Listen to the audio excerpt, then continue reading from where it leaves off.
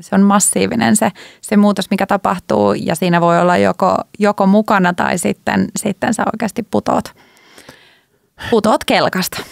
Mä sanoisin edelleen näin, että niin kun, jos sä työntekijänä pelkäät tällä hetkellä sitä, että tekoäly on työpaikan, niin mene sitä tekoälyä kohti äläkä poispäin siitä. Koska jos sä oot hyvä sen tekoälyn kanssa, niin on hyvin todennäköistä, että sä säilyt, jos pudotuspeli sun yrityksessä tulee.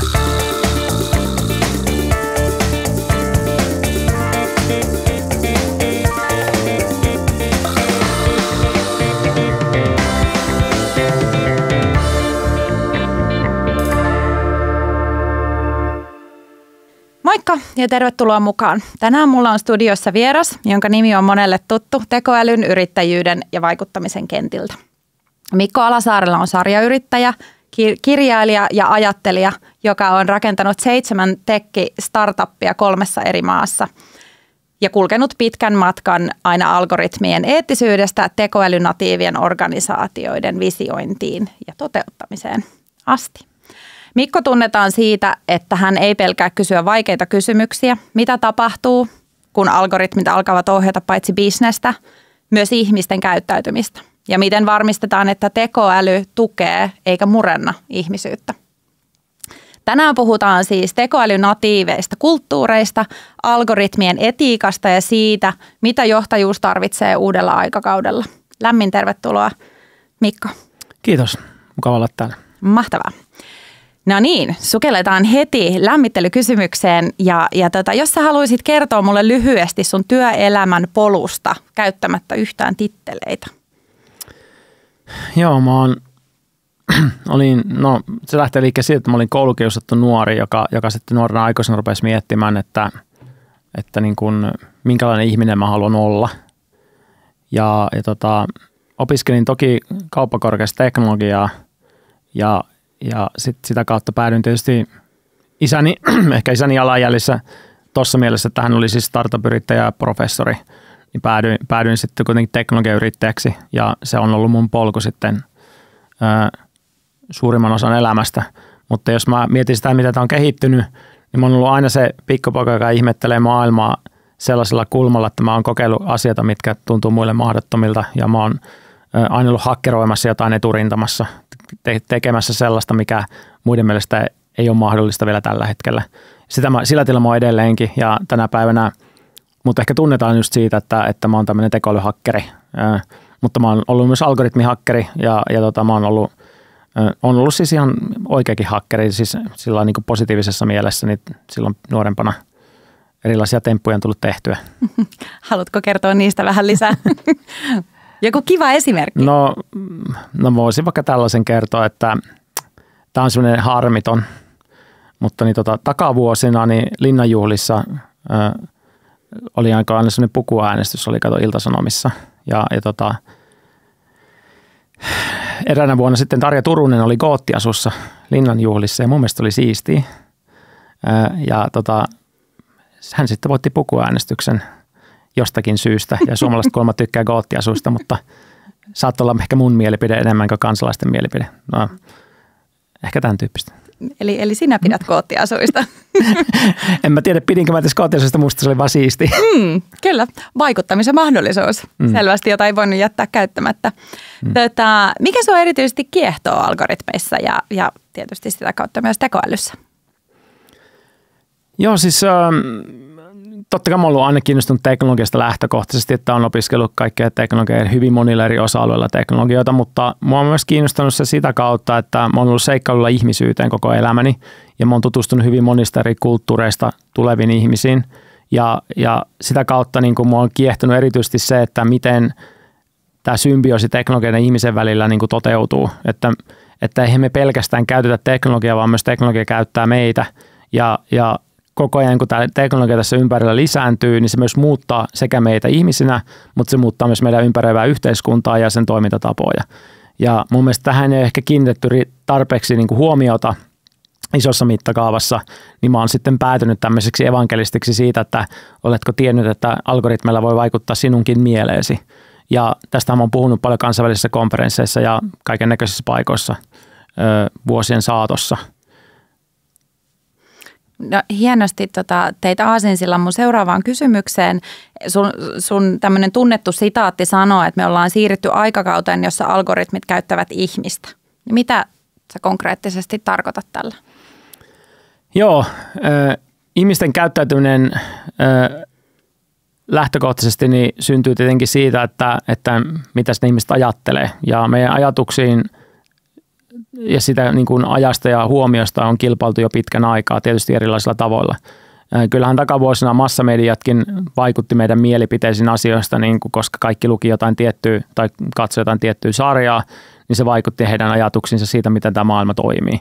Mutta nyt me ollaan niin kuin tällaisessa tilanteessa, jossa niin tämä kilpailu on mennyt siihen, että voidaan massaräätälöidä ihmisille juuri sellaisia viestejä, joita ne haluaa kuulla.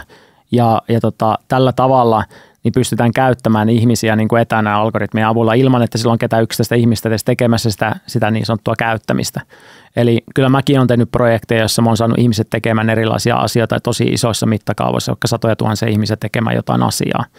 Mähän tein muun muassa semmoisen projektin Ylen kanssa 2019, kun mä olin siellä kouluttamassa johtoa algoritmivaikuttamisesta, niin he pyysivät, että voisitko sä näyttää meille, että miten ihmisiä manipuloidaan netissä. Ja mä aluksi kieltänyt, mä ajattelin, että niin kuin en mä halua miksikään sylkykupiksi, mutta sitten mä palasin takaisin, että oikeastaan mä voinkin suostua, jos mä saan itse valita aiheen. Ja se kävi heille ja sitten tehtiin sellainen juttu, että mä päätin, että mä pistän suomalaiset puhumaan koulukiusaamisesta viikoksi. Ja laitoin sitten Ylen kameroiden rullatessa liikkeelle tämmöisiä algoritmisia ketjureaktioita, jotka johti siihen, että 650 000 ihmistä osallistui suoraan siihen keskusteluun niin kuin somessa, niin kuin mun aiheuttamiin keskusteluihin, ja 2 miljoonaa ihmistä oli mukana niissä keskusteluissa sitten niin kuin muuta. Eli aika iso osa suomalaisistakin osallistui koulukiusaamiskeskusteluun täysin sen takia, koska mä halusin niin. Eli tässä nyt näkyy sellainen konkreettinen esimerkki siitä, että kyllä tuolta netin kautta pystyy tekemään kaiken näköistä vaikuttamista ja ihmisten käyttämistä niin kuin tässä mielessä niin kuin tällä hetkellä hyvinkin helposti. Me ei esimerkiksi huomata sitä, että me ollaan ulkoistettu meidän lasten kasvatus kiinalaisille TikTokin kautta. Ja nyt kun meidän koko nuoriso on täysin addiktoitunut TikTokiin, niin he käyttää niin kuin keskimäärin useita tunteja päivässä siihen, että he saa sitä sisältöä ja sitä algoritmia kuratoi kommunistien puolue Kiinassa. Ja sillä on merkittäviä vaikutuksia meidän nuorison niin kuin maailmankuvaan ja siihen, miten he käyttäytyy ja miten ne kokee, miten ne näkee elämänsä ja optimistisesti vai negatiivisesti ja millä tavoin. Ja jostakin syystä me ei ole haluttu asiat tehdä mitään, mutta mun mielestä se on aivan uskomattoman iso virhe meiltä, että me ei tajuta sitä, että jos ihminen viettää monta tuntia päivässä jonkun asian äärellä, ei se olla vaikuttamatta hänen maailmankuvansa. Kyllä, siis toi oli hyvin konkreettinen esimerkki ja nyt tietysti herää itsellekin se iso kysymys, että miksi asialle ei ole tehty mitään. Mitä sille voidaan tehdä, jos me nyt joku valtiovallasta päättää, että nyt me tehdään asialle jotain? On sitä keskusteltu ja olen sitä puhunut myös eduskunnassa. Mä oon puhunut vaikka missä, mutta niin jostakin syystä niin tämä vapaan sanan oikeus niin kuin Euroopassa on nyt kuitenkin sillä tasolla vielä, että niin, vaikka me tiedettäisiin, että sulla on pahantahtoinen diktatuuri, joka haluaa tehdä jotain sun nuorisolle, niin sitä ei siltikään voi niin kuin rajoittaa. Jos mä ajatellaan kiinalaisia itse, niin TikTok on kielletty Kiinassa. Siellä on Douyin, joka on niin kuin kiinalainen versio TikTokista, jossa on rajattu se, että kuinka paljon nuoret saa sitä käyttää päivässä, jossa on myöskin rajattu, mitä sisältöjä sillä saa näyttää pelkästään opetuksellisiin materiaaleihin nuorisolle. Ja jostakin syystä sitten länsimaissa näin ei ole. Että en mä nyt näe tässä mitään niin kuin, mun mielestä käyttäytymisessä kaikki kertoo jo siitä, että miten he itse käyttäytyvät. Niin voidaan sitten jotain oppia. Kyllä. Mutta joo, siis se, että mitä sä voit tehdä omille lapsille, niin on varmistaa, että heillä ei ole TikTokia puhelimessa. Ja mun mielestä se on niin kuin erittäin helppo päätös. Kyllä. Ja se on hyvin konkreettinen tässä vaiheessa, kun lapset on vielä pieniä. Niin. Että se on silloin valta on vielä aikuisella siitä, kyllä, että mitä se lapsi saa nähtäväksi, mutta sitten myöhemmin se onkin hankalampi taistelu, että miten pystyy suojella sitten, jos niin kuin yhteiskunta ei siihen uskalla lähteä.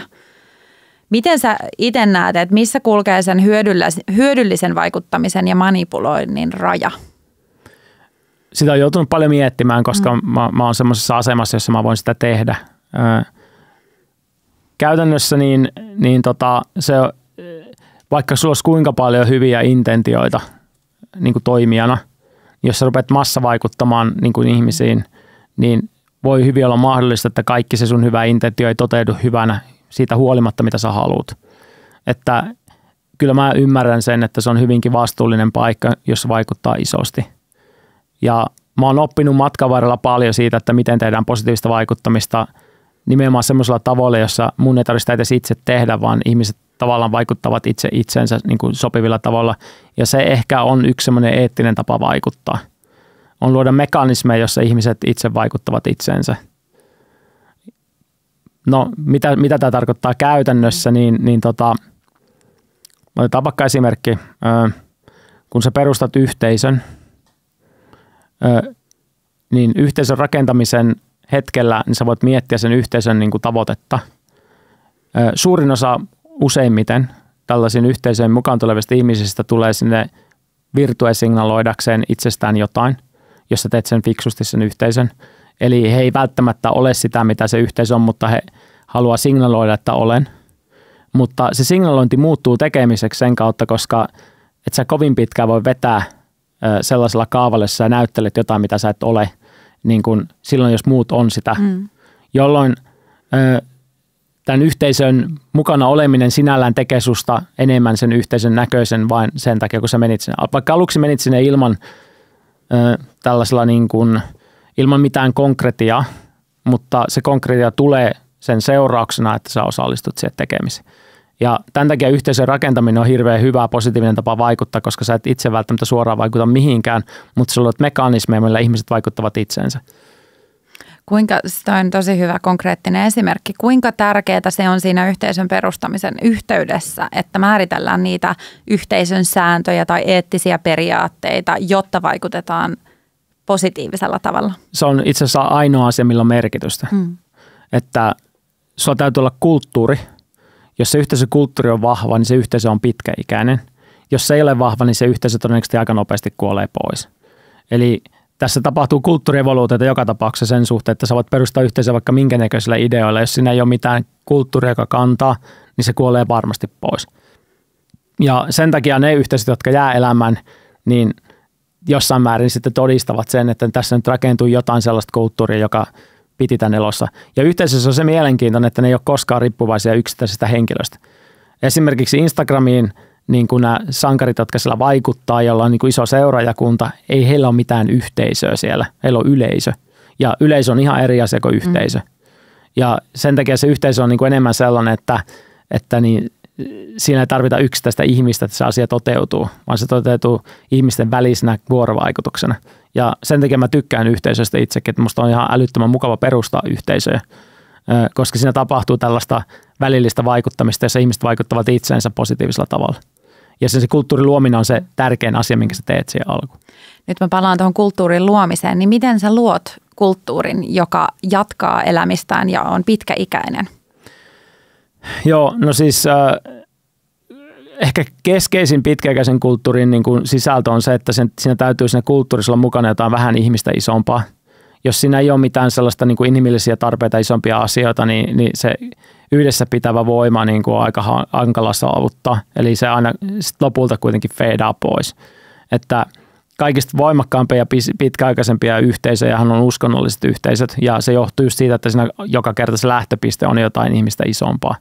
Mutta esimerkiksi Bitcoinista on tullut tällainen, että Bitcoinikin on mun mielestä uskonto, että siinä niin kuin se niin kuin tarve olla osa semmoista movementtia ja muuta vastaavaa niin kuin menee jo ohi yksittäisen ihmisen omista tarpeista.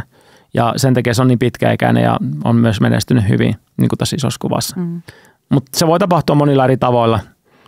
Jos mä katson vaikka Teslan niin kuin alkuperäisessä, nythän se on tietenkin pilattu eloni omilla häröilyllä, mutta Tesla oli tosi nerokas se alkuvaiheen kasvustrategia, joka perustui siihen, että luotiin ihmisille kyky virtue-signaloida niin kuin omaa hyvyyttään samaan aikaan, kun he pullistelevat, että he on parempia kuin muut. Eli tavallaan niin kuin yhdistetään tämmöistä ihmisen sisäistä tarvetta näyttää muille, että mä oon sua parempi, niin virtue-signalointiin. Ja mä oon kutsunut tätä algoritmiseksi ydinpommiksi. Eli kun sä näytät, että mulla on parempi auto kuin sulla, niin siitä ei tulekaan mitään vastareaktiota, että ootpa sä pissapäinen ihminen, vaan se tulee niin kuin, että sä voit samaan aikaan sanoa, että mä muuten suojelen myös luontoa. Ja tästä tulee sitten se niin kuin balanssi siitä, että nyt se pullistelu on kaikki ihan ok. Tesla manipuloi ihmiset ihan maksimiin tuolla, että ne loi siihen hirveän määrän tällaisia ominaisuuksia se auton, niin kuin jotain pieruääniä ja kaikkia vilkkuja ja kaikkea muuta. Semmoisia ihan täysin niin kuin mitenkään autoon liittymättömiä ominaisuuksia, joten ainoa pointti oli, että tulee enemmän somejakoja. Ja niitä somejakoja tuli koko ajan tasaisena virtana niin paljon, että he ei pistänyt pennieniä niin kuin maksettuun mainontaa. Ja he silti tuli maailman 9 suurimmista brändeistä ihmisten oman käyttäytymisen kautta. Se on itse asiassa tosi ison mittakaavan algoritmivaikuttamista. Mä oon tätäkin opiskellut aika paljon. Että jos olet joskus jakanut jotain Tesla-juttuja intopiukeina, niin sinua on käytetty. Algoritmit on käyttänyt sua. En onneksi voi sanoa syyllistyneeni tähän, mutta tosi kiinnostava esimerkki siitä ja niin kuin todella ison mittakaavan. Joo. Nimenomaan juuri sitä, ja ei ole varmasti tapahtunut vahingossa, vaan on ihan täysin suunniteltu. Nimenomaan osa sitä heidän markkinointistrategiaansa, kyllä, että millä saadaan ihmiset tekemään se heidän puolestaan. Näin on. Vaarallista, mutta tosi vaikuttavaa. Niin, no vaikuttaminen on aina lähtökohtaisesti niin kuin myös vaarallista, jos sä teet sitä tarpeeksi isossa mittakaavassa. Että se on, pitää aina ymmärtää se, että valta tuo vastuuta. Kyllä, ehdottomasti. Tuosta voitaisiin jatkaa keskustelua vaikka kuinka pitkään ja tekisi mieli kysyä vaikka kuinka monta lisää tämmöistä konkreettista esimerkkiä. Mutta jos puhutaan vähäsen noista tekoälynatiiveista organisaatioista, niin mitä se oikeasti tarkoittaa? Joo, tekoälynatiiviorganisaatio, tämä on tärkeä huomioida, että tässä ei ole kysymys enää teknologiasta. Teknologia on se, joka aiheuttaa tämän muutoksen. Eli mulla on rakennettu teknologia, joka saattaa hyvinkin nopeassa aikataulussa ohittaa meidän omat kykymme. Me ei voi sitä ohittaa sitten niinku olankahatuksella, koska kysymys on kuitenkin hyvin voimakkaasti kaikkea muuttavasta teknologiasta. Mutta se, mikä tässä tekoälynatiivisessa organisaatiossa on tärkeää havaita, että tässä aikakaudella, kun me mennään tähän tekoälyaikakaudella, että me ollaan jo siellä itse asiassa oltu pidemmän aikaa, niin tässä tekoälyn aikakaudella organisaatio lähtökohtaisesti pitää näyttää ihan erilaiselta kuin se näytti aikaisemmin. Ja jos ajattelet sitä, että meillä on tämmöinen teknologiajohtaja tai meillä on tämmöinen joku IT-ATK-johtaja siellä firmassa ja se on sen hommia, niin sä oot missannut veneen. Sä oot missannut veneen sen takia, että tämä tekoäly muuttaa sitä toimintamallin muutoksen kautta paljon enemmän kuin sen teknologian itsensä kautta. Eli jos sä ajattelet tekoälyä niin kuin työkaluna, että sä laitat niille yrityksille tai ihmisille käyttää vaikka jonkun Copilotin tai ChatGPT:n, niin sä pystyt saamaan vain marginaalisia tämmöisiä niin kuin inkrementaalisia hyötyjä sitä teknologiasta. Mutta jos sä mietit sun organisaation kokonaan uusiksi, että mitä asioita tässä enää kannattaa ihmisen tehdä ja mitä kannattaa tekoälyn tehdä, niin sä voit päästä moninkertaisen tuottavuushyppyyn. Moninkertaisen. Me puhutaan tällä hetkellä niin kuin tässä mun yrityksessäkin niin kuin asiakkaiden kanssa niin kuin 3-10-kertaisista tuottavuushypyistä. Ja nämä on täysin mahdollisia ja täysin saavutettavissa tekoälyn avulla.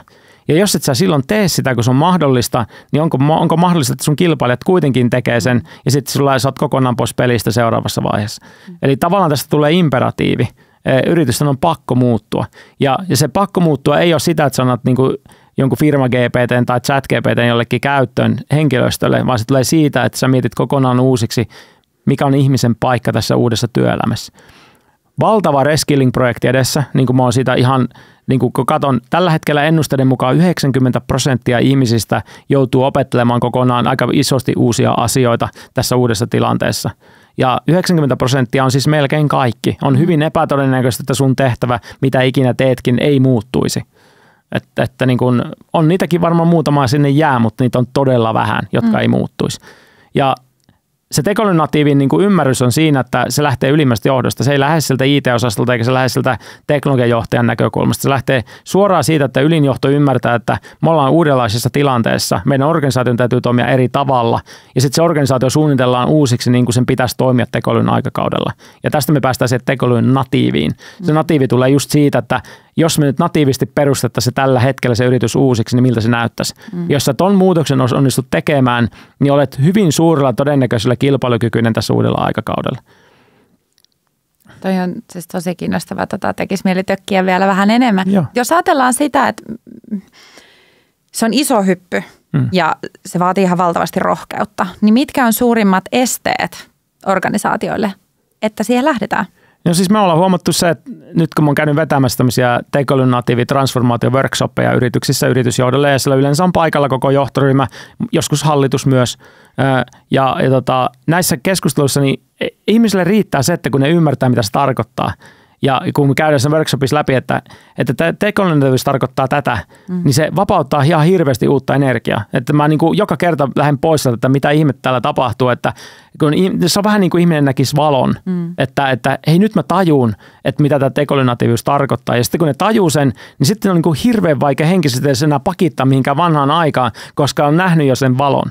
Niin kuin, että siinä tapahtuu ehkä tässä mielessä vähän tämmöistä uskonnollisen konversion tapaista niin kuin valaistumista siitä, että ei hetkinen, että mähän voinkin toimia ihan eri tavalla ja se uusi toimintatapa ei ole pelkästään paljon tuottavampi ja tehokkaampi, mutta se on myös ihmisystävällisempi, koska me voidaan yhtäkkiä nähdäkin se ihmisen paikka kaikissa niissä tehtävissä, mitkä tuntuu ihmisille mukavimmilta ja parhaimmilta. Ja me voidaan nähdä se teknologia hoitamassa kaikki ne hommat, mitkä ehkä aikaisemmin on tuntunut ikäviltä ja vastenmielisiltä. Eli siinä on paljon myös mahdollisuuksia niin kuin koko organisaation taholla ja se on tietysti johdolle todella voimaannuttavaa, jos sen voi nähdä näin. No mä näkisin se jopa niin, että kun nythän on puhuttu paljon siitä, että firmoissa ollaan tosi huolissaan siitä, että viekö tekoäly kaikki meidän työpaikat, niin niissä organisaatioissa, joissa asialle ei tehdä mitään, aivan varmasti myös vie. Mutta niissä organisaatioissa, joissa niin kuin me tehdään tämä tekoälynatiivitransformaatio, niin ollaan tilanteessa, jossa se yrityksen tuottavuuden nousu on niin iso, että niin kuin pelkästään kasvun kautta niin tuskin tulee hirveätä tarvetta vähentää henkilöstöä. Ehkä sillä voi tulla semmoista tarvetta vähentää sellaista henkilöstöä, joka ei halua lähteä tähän uuteen tekoälynatiivimaailmaan, ei halua muuttua, ei halua muuttaa omia toimintatapojaan. Mutta ne ihmiset, jotka haluaa muuttua tähän uuden maailman tapaansa, niin on varmaan itse asiassa hyvinkin haluttuja henkilöitä sitten taas työelämässä, koska heillä on kyvykkyys ymmärtää sitä, että mikä se ihmisen paikka tässä maailmassa on. Ehdottomasti. Mikä se ihmisen paikka tässä maailmassa on? No se on hyvin erilainen kuin se oli vanhassa maailmassa. Että mä näen sen ainakin omasta perspektiivistä nyt, kun mä oon päässyt monikymmenkertaiseen tuottavuuteen. Mä en puhu edes niin kuin 3-10 kertaa, mä puhun useista kymmenistä kerroista. Suurin syy, miksi mä en ole vieläkään isommassa tuottavuudessa on se, että mä joudun käyttämään aikaa ihmisten kanssa keskusteluun. Ja se keskustelu on isoin jarru mun tuottavuusnousulle tällä hetkellä. Eli jos me ajatellaan tätä niin kuin potentiaalia, niin se on ihan mieletön niin kuin tältä osin. Mutta jos me ajatellaan sitä ihmisen paikkaa tässä, niin kyllähän se enemmän on, ainakin mun oman kokemuksen mukaan, niin strateginen. Se on myöskin enemmän niin kuin johtamiseen liittyvä. Eli myöskin semmoista, jotka aikaisemmin ei ole johtanut mitään, niin joutuu johtamaan agentteja. Ja siinä johtamisessa niin kuin täytyy ymmärtää silloin se, että mitä tehtäviä mitkäkin agentit tekee missäkin kohti, jotta me päästään tekemään sitä tuottavuushyppyä. Ja myöskin antamaan sitten agenteille järkeviä tehtäväkokonaisuuksia, että ne agentit voi ne toteuttaa sillä tehokkaasti ja kilpailukykyisesti siihen kokonaisuuteen. Se tuo myös sitten tällaisia valvonta- ja koordinointitehtäviä ihan uusia, joissa pitää miettiä, että miten me voidaan valvoa esimerkiksi sellaisia tehtäviä kulkuja, jotka aikaisemmin kesti ehkä viikkoja ja nyt kestää vain tunteja tai ehkä minuutteja. Että niin kun, ollaan niin kun tilanteessa, jossa niin kun tämä aikaikkunat kutistuu, niin sun täytyy rakentaa menetelmiä, joilla nämä toteutumiset voi hallitusti tehdä hyvin paljon nopeammissa aikataulussa. Sun ei tarvitse silti nostaa yhtä sun stressitasoa, koska ne on hallitut nopeat tekemiset tapahtuu agenttien toteuttamana, mutta sun täytyy suunnitella se niin, että se tapahtuu hallitusti. Ja se vaatii ihan omanlaistaan uudenlaista osaamista ja ymmärrystä. Mutta me ollaan myös tilanteessa, jossa tämä tekoälyagenttien luominenkin on muuttumassa niin helpoksi, että tämä siirtyy tämä vastuu tästä niin kuin tekoälyagenttien luomisesta niin ehkä tämmöiseltä entisiltä koodaajilta tai joltain kehittäjiltä, niin siirtyy niille ihmisille, jotka tekee niitä tehtäviä. Eli nyt yhtäkkiä sulla voi olla vastuulla sen lisäksi, että niin kuin sä managerat niitä agentteja, myös luoda sellaisia agentteja, jotka tekee hyvin sitä tehtävää. Ja siinä se sun toimialaosaaminen ja se sun domain expertise tai mikä ikinä onkaan niin kuin siinä tilanteessa, niin sillä tulee yllättävän paljon olemaan relevanssia siihen kokonaisuuteen. Toi oli hienosti sidottu, että miten se niin kuin asiantuntemus voi edesauttaa siinä, että sä pystyt luomaan niitä agentteja, jotka tekee ison osan siitä sun työstä sun puolesta, mutta jos et sä ymmärrä, mitä se tekee, niin sä et voi varmistaa, että se lopputulos on sitä, mitä se tavallaan täytyy olla. Just näin, ja se niin kuin ymmärrys siitä, että mitä tässä halutaan saavuttaa ja muuta, niin onkin yllättävän tärkeää siinä kokonaisuudessa. Ja sitten se kilpailukyky syntyykin just siitä, että kyetään mallintamaan tässä tekoälynatiiviin mallin tässä tekolynatiivisessa transformaatiossa, niin pystytään mallintamaan ne uudestaan ne yrityksen toimintamallit siihen, että ne on kilpailukykyisiä tässä uudella aikakaudella. Ja nyt sitä näkemystä syntyy kaikille semmoisten organisaatioiden työntekijöille, jotka on mukana tässä transformaatiossa. Eli mä sanoisin näin, että on erittäin hyödyllistä olla mukana töissä sellaisissa yrityksissä, jotka käy läpi tällaista transformaatiota. Kyllä. Muutos on aina mahdollisuus. On, tosi iso sellainen. Ja erityisesti tekoälyn aikakaudella, niin se on massiivinen se muutos, mikä tapahtuu, ja siinä voi olla joko mukana tai sitten sä oikeasti putoat kelkasta.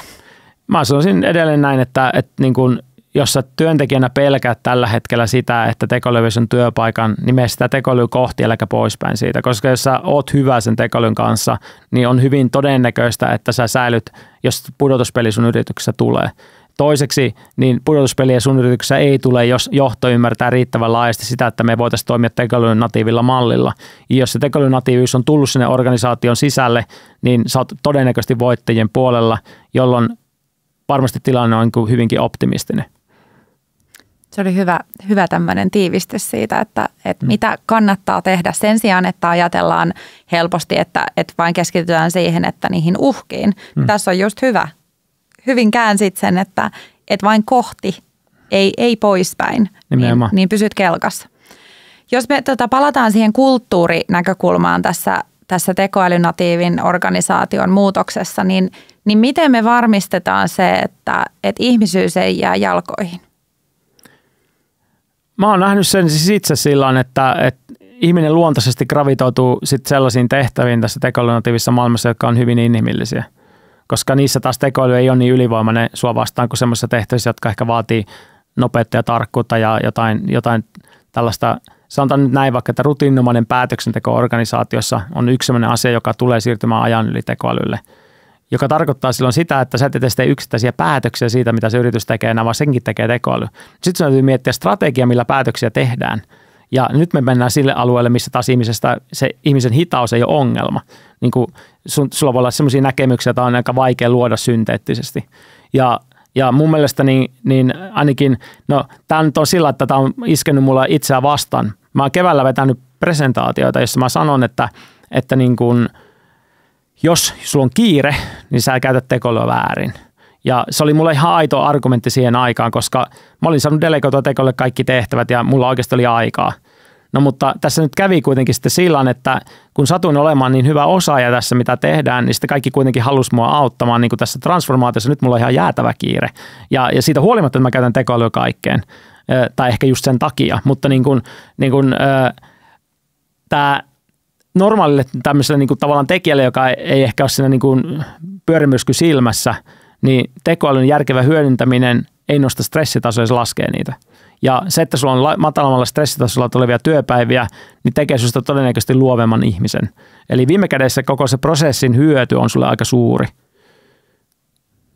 Se oli oikein hyvä kiteytys siitä, että nimenomaan jos sä pystyt panostamaan omaan tasapainoon, niin sä saat itsestäsi enemmän irti ja koko organisaatio saa enemmän irti, jolloin tekoäly voi hoitaa ison osan niistä tehtävistä, joita sä aikaisemmin stressasit.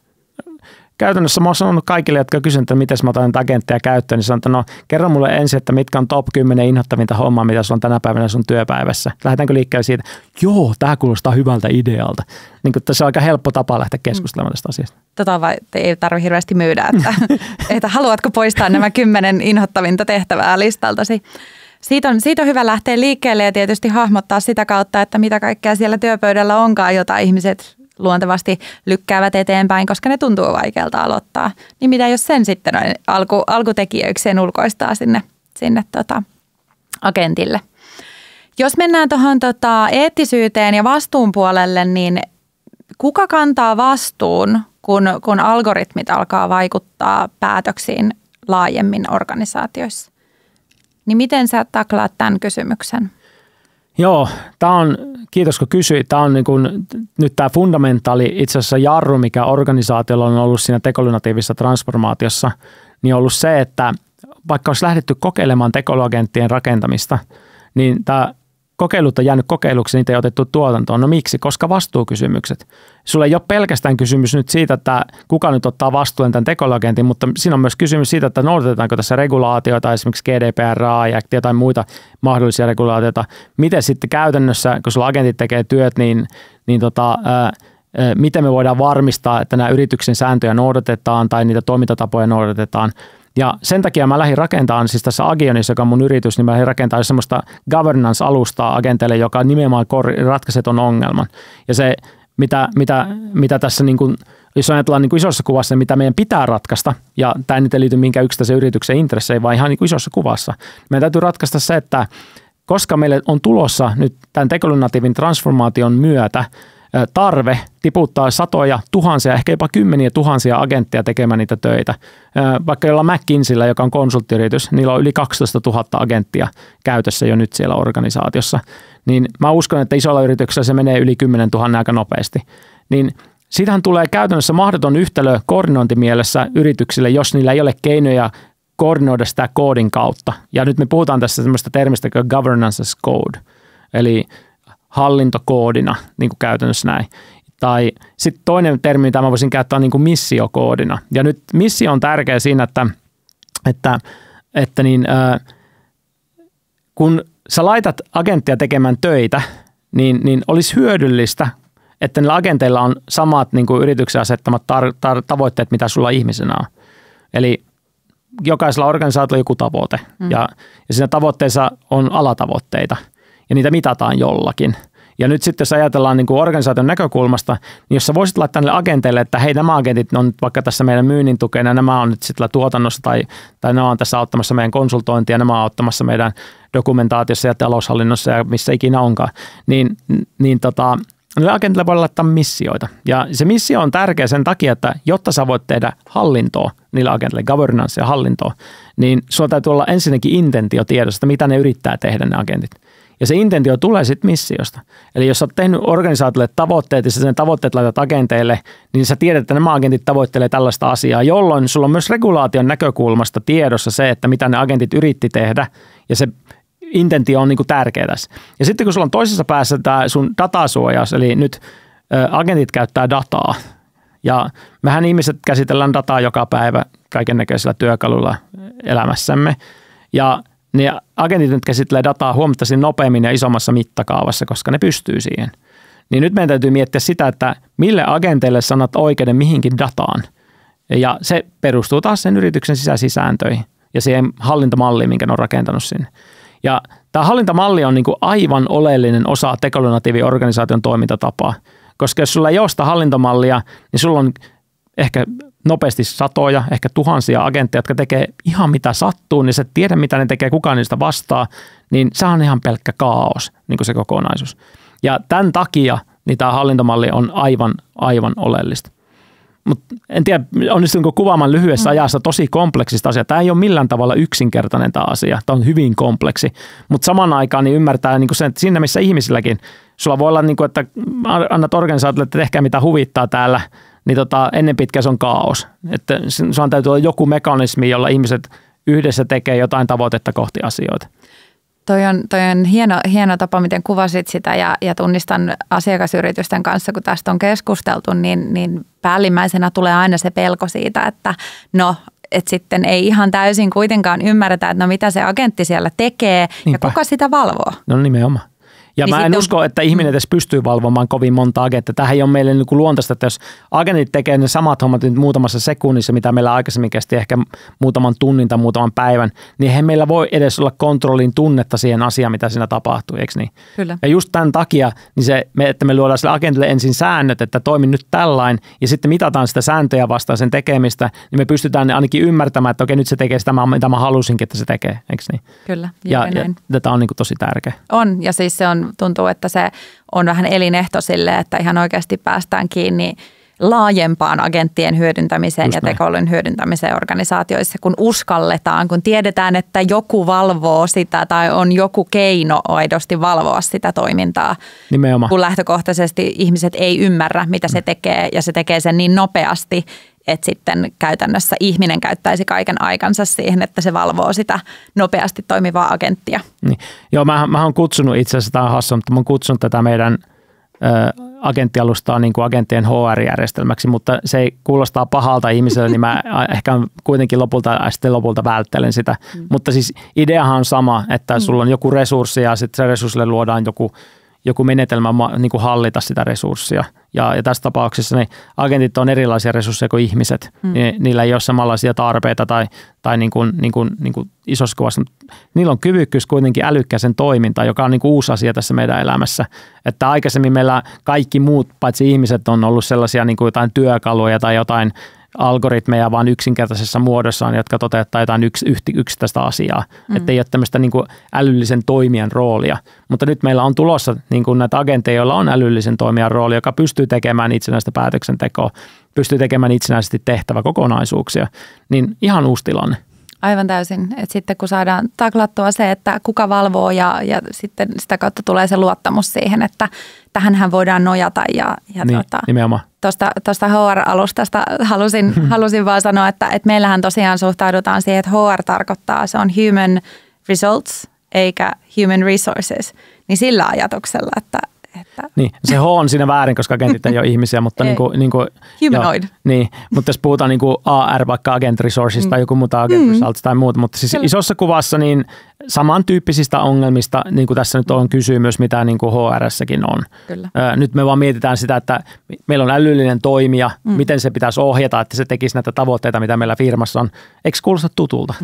Olin tuossa sanomassa, kun kuvailit sitä, että kuulostaa tosi tutulta, että nyt puhutaan vaan niin kuin koneista eikä ihmisistä tässä kohtaa. Että tosiaan niin kun puhutaan koneista, niin silti ne eettiset periaatteet on tosi tärkeitä. Kuka yrityksissä voi niitä sitten määrittää? Kuka niitä rakentaa yrityksissä? No, meillä on tästä käyty just aika tiukkaa keskustelua muun muassa Sitran kanssa, joka on nyt näitä ensimmäisten joukossa lähtenyt tähän tekoälynatiivin toimintamalliin. Ja just nämä samat kysymykset on ollut nyt esillä siitä, että miten me nyt sitten niin kuin määritellään se, että kuka luo missioita esimerkiksi siinä organisaation sisällä agenteille. Että koska ne missiot nyt sisältää myöskin regulatorisia vaatimuksia, eli vaikka se, että se sun intentio, miten sä dataa käytät, niin vaikuttaa siihen, että miten GDPR suhtautuu siihen datan käyttöön. Niin sitten täytyy ruveta miettiä vastuukysymyksiä organisaatiossa, että jos nyt joku missio tehdään johonkin asiaan, eli nyt luodaan agentille joku tavoite, jota ne toteuttaa, niin kenen vastuualueelle se kuuluu, niin kuin, ja monesti ne voi olla funktioiden ylimeneviä asioita ja muita, ja se ei ole enää niin simppeli niin kuin käytännössä tässä asiassa.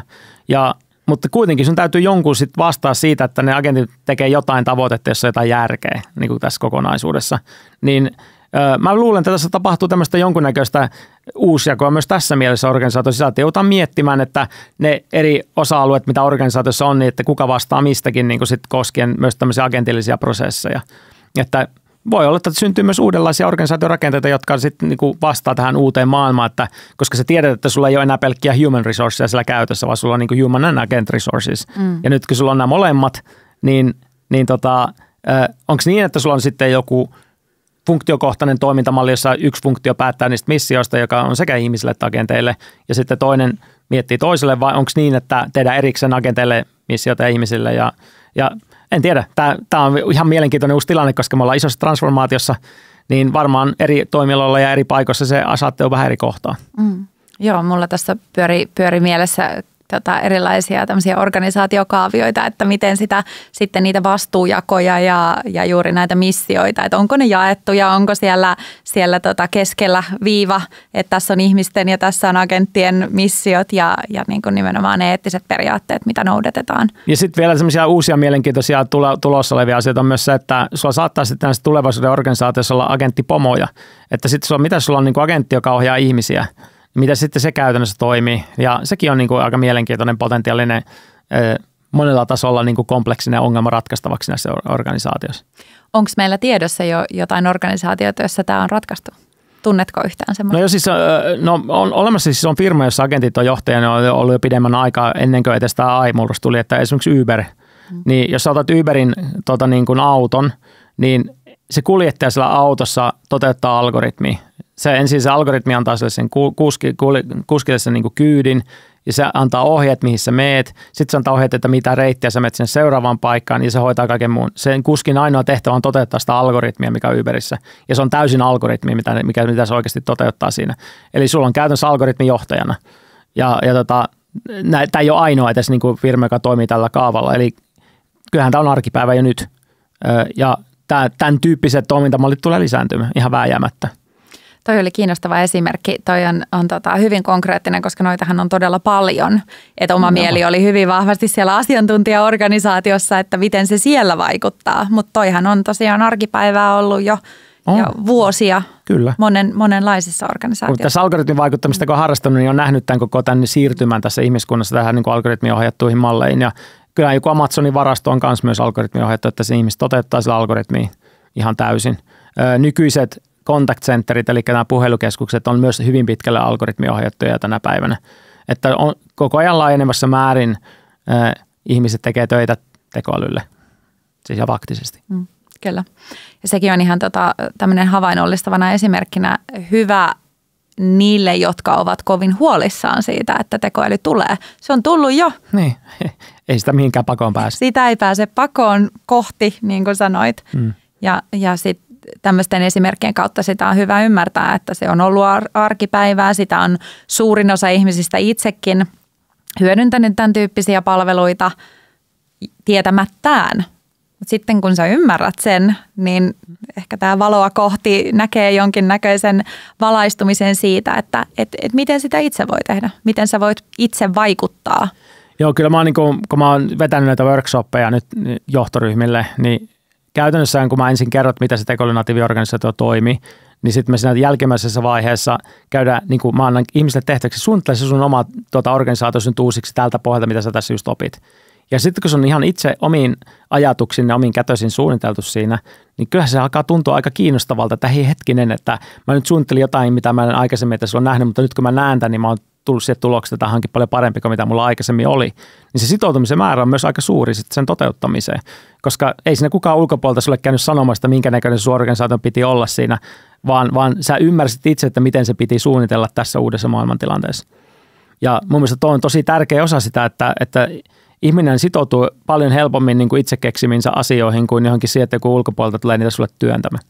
Siis aivan voisin sanoa tuohon, että halleluja, juurikin näin, että siinä jos ihminen pääsee itse sen oivaltamaan, niin takuu varmasti tulee parempaa jälkeä. Ja takuu varmasti se muutos menee pidemmälle ja vauhdikkaammin kuin se, että joku muu ulkopuolelta sen tuo. Tämä oli ihan loistava aasinsilta seuraavaan teemaan, eli johtajuus ja niin kuin merkitys työelämässä, kun työelämä tulee muuttumaan ihan täysin, mullistumaan suorastaan, niin minkälainen johtajuus sun näkökulmasta tukee organisaatioita jatkossa? Joo, siis no tietenkin ensimmäiseksi että johdolla täytyy olla ymmärrys siitä, että missä aikakaudella nyt eletään. Eli jos se johtaja ei ymmärrä tätä tekoälyn aikakauden niin kuin toimintamalleja, niin en mä nyt usko, että niillä on kauhean suuria mahdollisuuksia sillä yrityksellä edes onnistua. Että dunkkuun tulee ja pitkä ja isosti käytännössä tuossa kaavassa. Mä en suostuisi menemään itse, niin kuin, tietenkään suostu muutenkaan, koska olen yrittäjä ollut koko ikäni, mutta niin kuin sanotaan, että jos mä olisin joku työntekijä, niin mä en kyllä suostuisi enää menemään semmoiseen organisaation töihin, joka ei ole täysin niin kuin, ottanut tätä tekoälytransformaatiota omakseen, koska mä uskoisin, että mun oma markkina-arvo niin kuin työntekijänä todennäköisesti ottaa isoa hittiä sillä, että mä oon sillä mukana, ja mä aika todennäköisesti joutuisin käymään läpi useita YT-neuvotteluita sen takia, koska se yritys ei vaan tule pärjäämään tässä niin kuin muutoksessa. Eli kyllä mä menisin kohti sellaista organisaatiota, jossa se ymmärrys sitä muutoksesta ja aikakaudesta olemassa. No sitten mitä tulee johtamisen itseensä, että nyt kun sulla on näin iso murros tässä niin kuin käsissäsi, niin minkälainen johtaminen voisi tässä niin kuin toimia.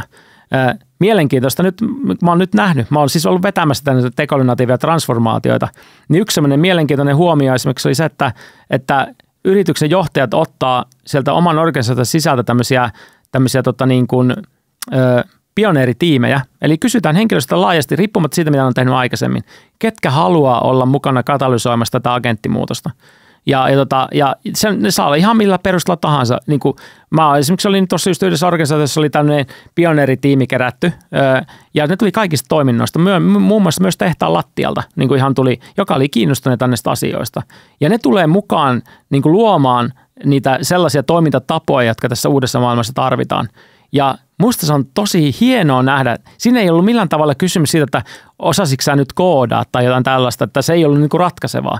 Ratkaisevaa oli se, että niin kuin kiinnostavuus on niin paljon, että miten ne agentit toimii, että sä voisit olla mukana katalysoimassa sitä uutta maailmaa, jossa niin kuin mietitään, että miten nämä sun osa-alueella olevat prosessit voisi muuttua agenttiprosesseiksi ja mitkä niistä kannattaisi siirtää agenteille ja missä kohti sun mielestä tässä sun tehtävää ympässä se ihmisen paras paikka on. Ja kyllähän ne ihmiset, jotka niitä töitä tekee, niin parhaiten itse tietää sen myös. Ja tämmöinen niin kuin inklusiivisuus niin kuin tässä uudessa toimintamalleissa, niin minun mielestä osoittaa erittäin vahvaa johtajuutta ja niin kuin annan kovaa respektiä sellaisille, jotka lähtee tuollaista tekemään. Ehdottomasti ja siinä samalla tulee se niin kuin merkityksellisyys siihen niin kuin tulevaisuuden työn määrittämiseen ja sitä kautta ihminen voi itse nähdä oman roolinsa jatkuvan. Kyllä. Siellä, kun pääsee osallistumaan siihen tai uskaltaa osallistua siihen määrittelytehtävään. Miten sä niin kun itse näet työn merkityksellisyyden tulevaisuudessa? Kun nuorille, erityisesti senniaaleille ja muille nuoremmille sukupolville se työn merkitys on hirveän isossa roolissa. Niin miten se sopii siihen agenttimaailmaan? Niin, mä en voi sitä olla tietenkään varma, että koska tämä tekoäly kehitys on nopeata ja sehän voi olla niinkin myös, että se ohittaa niin paljon meidän ihmisten kyvyt, että loppupeleistä sitten ihan loppupeleistä niin kuin ihmistä ei enää mihinkään työn tekemiseen edes tarvita. Ja sekin skenaario pitää hyväksyä mahdollisena tulevaisuuden skenaariona. Ja jos näin kävisi, niin meillä ei ole kauhean kaukana takanapäin historiassa aika, jolloin näin on ollut. Koska 1800-luvulla ylivoimainen enemmistö suomalaisista oli maanviljelijöitä ja se ei ollut ammatti. Se oli keino elättää perhettä. Ja jos meillä olisi yhteiskunnan rakenteessa kykyä adaptoida tähän uuteen maailmaan, jossa jokaiselle vapautettaisiin kaikki aikaa ja mahdollisesti mitä niitä huvittaa, ja joka ei tarvitse liittyä millään tavalla niin kuin jonkun tietyn organisaation, tietyn tavoitteen toteuttamisen, vaan enemmänkin vapaaseen niin kuin luovaan toteutukseen siitä, että mitä se elämä näyttää. En mä tiedä, onko se välttämättä huono asia. Voi olla, että se on tai sitten se ei ole, mutta niin kuin isossa kuvassa meidän täytyy varmistaa se, että meillä on semmoinen yhteiskunta, joka pitää huolta ihmisestä siinäkin tilanteessa. Ja tästä mä oon ollut äärimmäisen huolissani ja sen takia mä oon myös mukana rakentamassa näitä julkisen sektorin tekoja, joiden tehtävänä on luoda niin kuin pohjoismaiselle hyvinvointiyhteiskunnalle infrastruktuuri, joka kantaa silloinkin, kun tämä uusi maailma on totta. Ja jos me ei sitä nyt tehdä, niin voi olla yhtä aikaa totta se, että meillä on teknologia, joka voi ratkaista kaikki meidän ongelmat ja me ollaan silti pulassa. Ja minun mielestä se on valinta silloin, jos kerta tämä toinenkin vaihtoehto oli olemassa. Ja mä en haluaisi valita näin huonommin, niin mä valitsen itse paremmin. Ja mä yritän olla se myös osa sitä ratkaisua, mikä tässä tarvitaan. Ja siinä on varmasti tosi paljon, mitä voidaan tehdä, kun vielä ollaan tässä tämän murroksen alkuvaiheessa, kyllä, vaikka se täällä jo onkin. Onko jotain sellaista, tämä on nyt viimeisiä tämmöisiä niin kuin virallisia kysymyksiä siihen, jos puhutaan tulevaisuudesta ja toiveikkuudesta, niin onko jotain muutosta, mitä sä olet itse huomannut työelämässä, joka olisi semmoinen niin kuin positiivinen muutos tai suunta?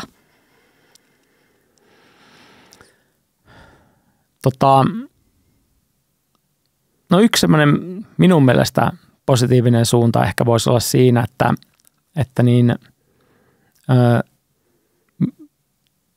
tämä tekoäly tuo aika läpinäkyvästi esille sen, että kaikkien työviikkojen täyttäminen yrityksen sisäisillä koordinaatiopalavereilla ei välttämättä ole parasta ajankäyttöä henkilöstölle esimerkiksi. Ja nyt kun tämä herääminen tähän asiaan on alkanut tässä pikkuhiljaa tulla, mä oon yrittänyt sanoa organisaatiolle, että jos sä laitat 10 ihmistä huoneeseen ja ne siirtää siellä niin kuin 60 sanaa minuutissa tahtia toiselle, josta 80% unohdetaan siinä samassa tilanteessa, niin onko se sun mielestä tehokkainta ajankäyttöä sun organisaatiolle? Ja aika monet on tulossa siihen tulokseen, että ei välttämättä ole, jolloin mä luulen, että tämä niin kuin palaverikulttuuri alkaa siirtyä enemmän sellaiseen suuntaan, jossa ne oikeasti on hyödyllisiä ja kiinnostavia ne palaverit ja semmoinen pakollinen osallistuminen typeriin palavereihin niin kuin ehkä ajan myötä lakkaa kokonaan. Ja mä uskon, että siinä vapautuu jotain positiivista energiaa siinäkin asiassa. Ja siis erittäin hyvä esimerkki. Ja siis aikaahan siinä vapautuu ainakin, jos ei mitään muuta, niin sitten sen vapautuneen ajan voi käyttää vaikka siihen, että visioi, että miten sitten uudessa työelämässä oman roolinsa löytää. Ja kyllä ihmiset edelleen kohtaa ihmisiä. Mä sanon, että se ei mitään kasvuaikaa toisten ihmisten kanssa olisi, mutta enemmänkin se, että se menisi mahdollisimman hyödylliseen käyttöön. Niin kuin, että juteltaisiin sellaisissa asioissa, millä on merkitystä ja joka on palkitsevaa. Mä uskon, että palaverikuolema on ollut termi monille niin kuin isoissa korporaatioissa on pakko olla mukana kaiken näköisissä typerissä palaverissa, jossa ei ole mitään järkeä. Mä voin sanoa saman tien, että se on erittäin hidasta datan siirtoa, eikä siinä mitään muuta pysty tapahtumaan. Eli sanoisin näin, että kaikille, jotka kuuntelee ja katsovat tätä podia, että kannattaa ehkä toikin miettiä vielä uudestaan tässä maailmantilanteessa. Se oli erittäin hyvä lopetus tähän näin, että turhat palaverit pois ja tekoälyagentti ottaa muistiinpanot niistäkin, missä voisi olla hyödyllistä osallistua, mutta riittää, että luet memon jälkeenpäin. Nyt loistavaa. Siinä oli kaikki mun viralliset kysymykset, mutta nyt olisi tämmöinen niin kuin bonuskysymys tähän loppuun. Niin jos tekoälyagentti kysyisi sulta, että mikä on yksi asia, joka jokaisen koneen pitäisi tietää ihmisyydestä, niin mitä se olisi? Mitä koneiden pitäisi tietää ihmisyydestä?